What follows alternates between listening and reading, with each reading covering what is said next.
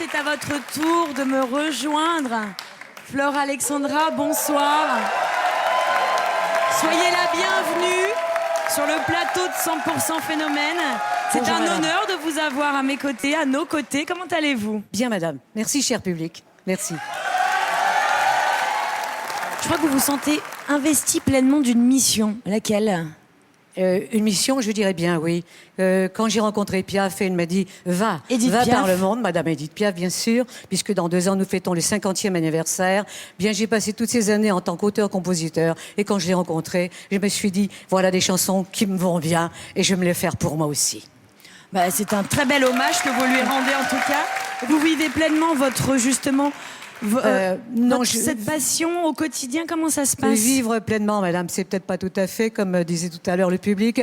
Il faut faire des galas, se faire connaître. Moi, j'ai démarré dans la rue. J'ai crevé de faim, oui, bien sûr. Mais ça fait rien, ça n'a pas d'importance. Tant que le cœur bat, t'as de la vie, t'as de l'espérance, tu y crois. C'est beau, c'est un très beau message. Mais ce qui est important aussi de souligner, c'est que c'est Madame Edith Piaf qui vous aurait dit de prendre sa relève. Elle m'a demandé de prendre sa relève en 60, puisque j'y suis allée. Oui. Je l'ai rencontrée boulevard Lannes et elle m'a offert les meilleurs cours. Madame Charlot, l'ami Marceau et les cours Simon. Et de là, la nuit, je déchargeais les camions aux Halles et la journée, j'allais au cours. Et puis après, j'ai appris mes chansons quand elle a disparu en 63. Tout à fait, elle vous a donné beaucoup d'espoir. Et on en est ravis pour vous. Et puis on va voir tout de suite si sa succession est assurée par la nouvelle Edith Piaf que vous êtes. C'est à vous.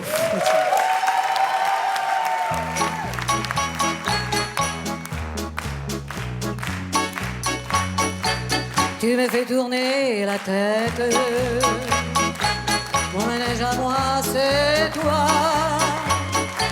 Je suis toujours à la fête quand tu me tiens dans tes bras.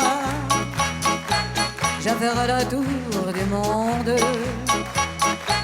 Ça ne tournerait pas plus que ça. La terre n'est pas assez ronde pour m'étourdir autant que toi. Parce qu'on est bien tous les deux quand on est ensemble nous deux. Quelle vie on a tous les deux. Quand on s'aime comme nous deux, on pourrait changer de planète. Quand j'ai mon cœur près du tien, j'entends les flanflons de la fête et la terre n'y est pour rien.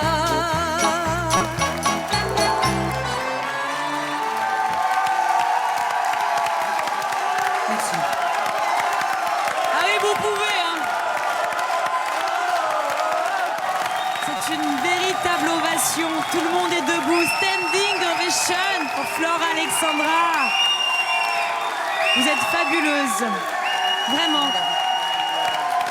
Vous avez un charisme incroyable. Et plus de 60 ans après votre rencontre avec Edith Piaf, je crois que vous avez vraiment assuré cette relève qu'elle vous avait confiée. Ah, si Dieu me prête vie, je voudrais tellement pour le 50e anniversaire lui rendre un hommage fabuleux. Tout le monde a voulu chanter Piaf, mais chanter Piaf avec son cœur, sa peau, son amour, ses souffrances, c'est aujourd'hui permis. Vous le faites parfaitement bien. Qu'en avez-vous pensé, Xavier? Alors, moi, évidemment, mon côté français fait que Piaf fait partie du patrimoine culturel français, donc je suis fan, archi-fan. Et ce qui est génial, c'est que les gens qui sont autour de nous sont jeunes et connaissent par cœur. Edith Piaf est intergénérationnelle. Bien sûr. Et alors, il s'est passé un truc très mignon. Pendant que Marie-Ange était en train de quitter de là, j'ai vu Flore Alexandra faire son signe de croix derrière, comme le faisait Piaf avant de rentrer sur scène, et prier comme ça.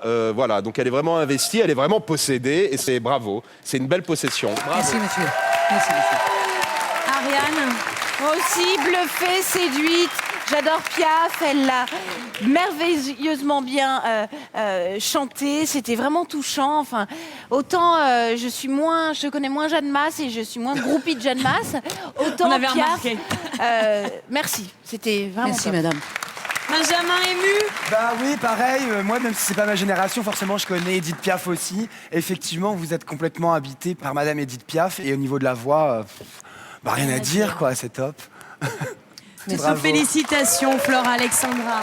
Merci beaucoup, madame. Merci, madame. Vraiment, du fond du cœur. Je vous laisse regagner le fond de la scène. Alors, petite pause de quelques instants pour 100% Phénomène. La suite, juste après la pub. Drive me crazy. Drive me crazy. Retour pour la troisième partie de 100% Phénomène. Merci d'être avec nous. Ariane, Xavier, Benjamin. Il est maintenant temps de délibérer. Lourde tâche pour vous. Mais petit retour sur leurs prestations pour vous aider.